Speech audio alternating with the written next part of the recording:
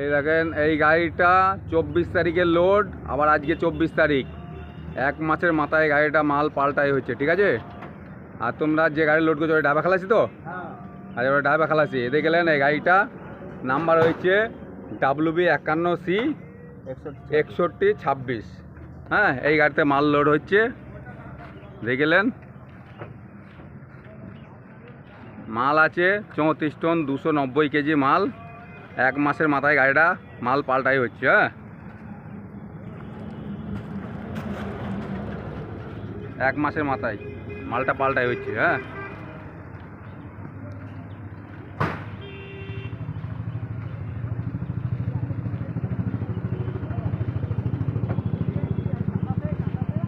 এরা মাল লেবার, এরা পাল্টাই করছে মালটা।